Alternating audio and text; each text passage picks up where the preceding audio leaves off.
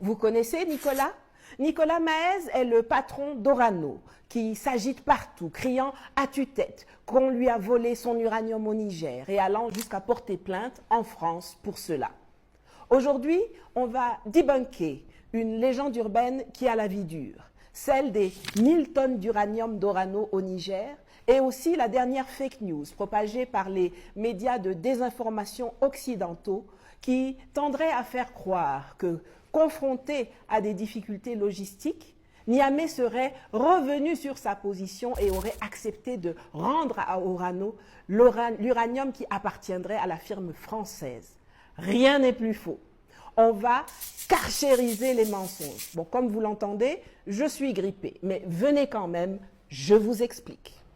Après le coup d'État du 26 juillet 2023 qui a renversé l'agent français Mohamed Bazoum, Orano, qui est une société appartenant à l'État français, a unilatéralement suspendu l'exploitation des mines d'uranium d'Arlit au Niger, a rapatrié ses collaborateurs et ingénieurs expatriés, a arrêté de payer les salaires localement et, à distance, depuis chez eux en France, là, a bloqué tous les systèmes d'opération informatique.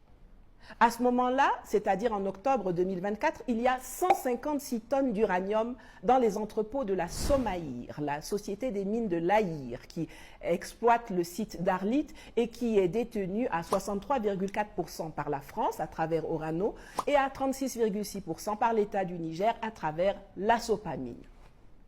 Face à cette rupture unilatérale et sans aucune cause valable du contrat, qui n'est rien d'autre qu'une manœuvre politique commanditée par l'État français pour asphyxier l'économie et pousser les populations à se soulever contre le CNSP, comme pour l'arrêt de la desserte du Mali par Air France en 2023, les nouvelles autorités du Niger ne baissent pas les bras, bien au contraire.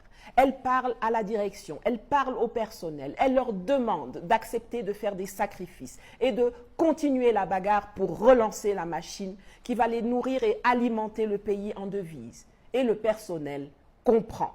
Nous savons que vous consentez beaucoup de sacrifices.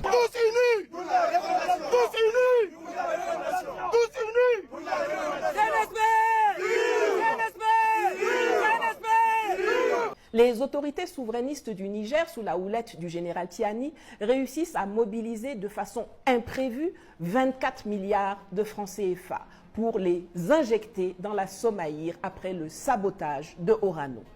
24 milliards de francs CFA, c'est 40 millions de dollars. Pour un pays sanctionné de partout, à qui on a coupé l'accès à ses réserves bancaires, l'accès aux transactions, l'accès aérien, l'accès terrestre, l'accès à l'électricité, l'accès aux médicaments, l'accès aux produits de première nécessité, l'accès à tout approvisionnement, c'est une performance phénoménale. C'est ayant fait tous ces efforts, le personnel a fait des efforts, l'État a fait des efforts, le peuple a fait des efforts, qu'ils ont réussi à produire les fameuses 1000 tonnes d'uranium dont vous entendez parler matin, midi et soir par les médias occidentaux et leurs perroquets locaux. En réalité, ils n'ont aucune information sur la quantité que le Niger possède. C'est 1000 tonnes haut, c'est moins haut, c'est plus haut, une chose est sûre. On ne va pas leur faciliter la tâche en disant ce qu'il en est. Qu'ils sachent seulement une chose. Le Niger continue et continuera de produire son yellow cake. Ce que le général Tiani a dit l'autre jour dans son interview masterclass de 5h45, c'est que la seule chose qui concerne les Français, ce sont les 156 tonnes produites alors qu'ils étaient encore là. Là-dedans, ils ont droit à 63,4%. Ça représente 99 tonnes.